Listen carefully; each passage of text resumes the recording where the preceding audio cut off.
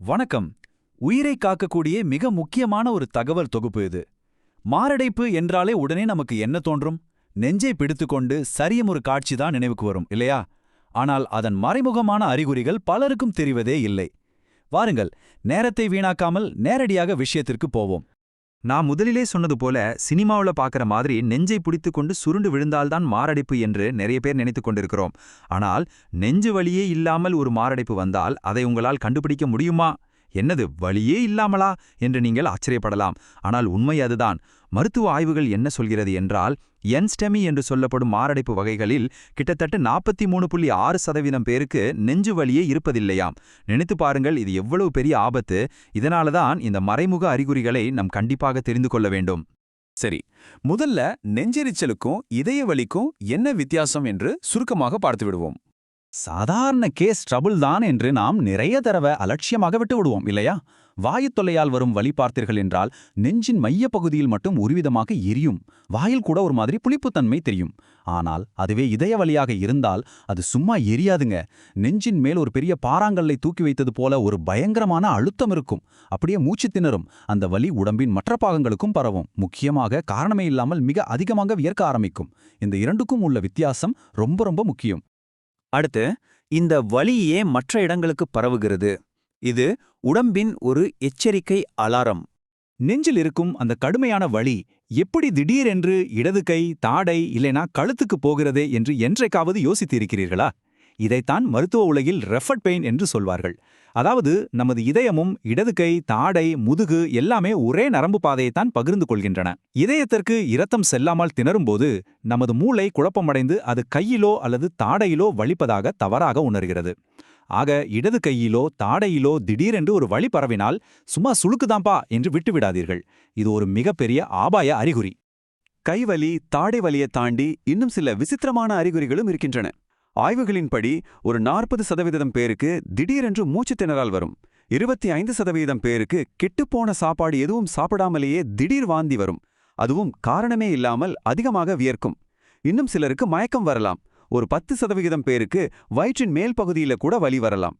குறிப்பாக இதயத்தின் கீழ்ப்பகுதியில மாரடைப்பு வரும்போது இந்த மாதிரி அறிகுறிகள் நிறையவே தெரியும். இந்த அறிகுறிகள் எல்லாம் தெரிந்த பிறகும் நாம் ஏன் மருத்துவமனைக்கு போகாமல் காத்திருக்கிறோம்? இந்த தாமதத்தின் ஆபத்து என்ன? மனித மனம் எப்போதுமே நம்ம ஏமாற்றி கொஞ்ச நேரம் பார்ப்போம், சரியாகிவிடும் என்று காத்திருக்க வைக்கும். துருக்கியில் நடந்த ஒரு மருத்துவ ஆய்வில் என்ன கண்டுபிடித்தார்கள் தெரியுமா?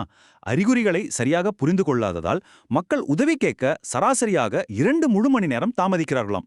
2 hours. இதயத்தை பொறுத்தவரை 2 மணி நேரம் என்பது உங்களை நிரந்தரமாக முடக்கிவிடக்கூடிய ஒரு பெரிய கால இடைவெளி. அந்த ஆய்வில் உள்ள தரவுகளை பார்த்தீர்கள் என்றால் கிட்டத்தட்ட 48.4% பேர் சரி தானாகவே குறைந்துவிடும் என்று சாதாரணமாக காத்திருந்திருக்கிறார்கள். மேலும் ஒரு 40% பேர் உடனே ஆஸ்பத்திரிக்கு ஓடாமல் தங்களை தாங்களே ஆசுவாசப்படுத்திக் கொண்டால் சரியாகிவிடும் என்று நினைத்திருக்கிறார்கள். இது சாதாரண நெஞ்செரிச்சல் இல்லை, இதயம் சம்பந்தப்பட்ட பிரச்சனை என்று அவர்கள் உணரத் தவறியதே இவ்வளவு பெரிய தாமதத்திற்கு காரணமாக அமைந்திருக்கிறது. இதிலிருந்து நாம் புரிந்து கொள்ள வேண்டிய ஒரு முக்கியமான விஷயம் என்னவென்றால், நீங்கள் ஆணாக இருக்கலாம், பெண்ணாக இருக்கலாம், 60 வயதிற்கு மேல் இருக்கலாம் அல்லது சின்ன வயதாகவே கூட இருக்கலாம். இந்த முக்கியமான அறிகுறிகளை நீங்கள் தவறாக புரிந்து கொண்டால் அது பெரிய தாமதத்தை ஏற்படுத்தும். உங்களுடைய உயிர் பிழைக்கும் வாய்ப்பை இது நேரடியாக பாதிக்கும். ST செக்மெண்ட் எலவேஷன் இருக்கும் நோயாளிகள் மட்டும்தான் ஓரளவுக்கு சீக்கிரமாக மருத்துவமனைக்கு போயிருக்கிறார்கள். மற்றவர்கள் அனைவருமே சாதாரணமாக எண்ணி தாமதப்படுத்தியிருக்கிறார்கள். சரி, இப்போது நேரடியாக விஷயத்திற்கு வருவோம். உடனடியாக நாம் என்ன செய்ய வேண்டும்? உயிரை காக்கும் அந்த ஆக்ஷன் பிளான் என்ன? இந்திய மருத்துவ வழிகாட்டிகள் சொல்லும் மிக முக்கியமான ஒரு கோல்டன் ரூல் ஒன்று இருக்கிறது. உங்களுக்கு சந்தேகம் இருந்தால் அதை மாரடைப்பாகவே கருதுங்கள். ஆமாங்க, நெஞ்செரிச்சல் போல தோன்றி சாதாரண ஜலூசில் போல ஏதோ மருந்து சாப்பிட்டும் சில நிமிடங்களில் வலி குறையவில்லையா? உடனே கூகுளில் தேடிக்கொண்டு நேரத்தை வீணாக்காதீர்கள். அக்கம் பக்கத்தில் கேட்டுக்கொண்டிருக்காதீர்கள். இது நம்ம இதயமா இருக்கலாம் என்று அலர்ட் ஆகிடுங்க. இதுக்கு வெறும் கேஸ் ட்ரபிள் தான்ப்பா என்று மருத்துவர் மருத்துவமனையில் சொல்வது எவ்வளவோ பரவாயில்லை, வீட்டிலே இருந்து பெரிய ரிஸ்க் எடுப்பதை விட. மருத்துவத்துறையில் டைம் இஸ் மசில் என்று சொல்வார்கள்.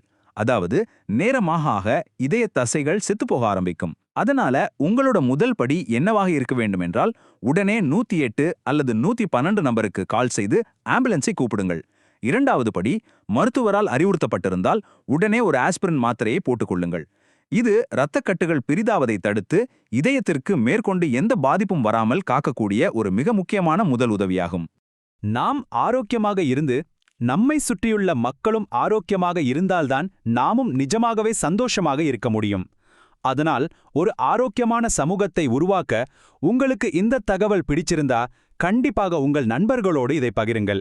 அப்படியே சப்ஸ்கிரைப் செய்யுங்கள். இது ஒரு தெளிவான, உயிரை காக்கக்கூடிய விளக்கத் தொகுப்பாக இருக்கும் என்று நம்புகிறேன். இறுதியாக உங்களை ஒரு கேள்வி கேட்க விரும்புகிறேன். இப்போது உங்களின் அன்புக்குரியவர்களை அப்படியே மனசுல நினைத்து பாருங்கள். உயிரை காக்கக்கூடிய இந்த மிக முக்கியமான தகவல் இன்று யாருக்கு போய் சேர வேண்டும்? உங்கள் பெற்றோருக்கா, நண்பருக்கா, அல்லது உங்கள் வாழ்க்கை துணைக்கா? கொஞ்சம் கூட யோசிக்காமல் உடனே அவர்களுக்கு இதை அனுப்பி வையுங்கள். ஏனென்றால் விழிப்புணர்வு தாங்க ரொம்ப சிறந்த மருந்து.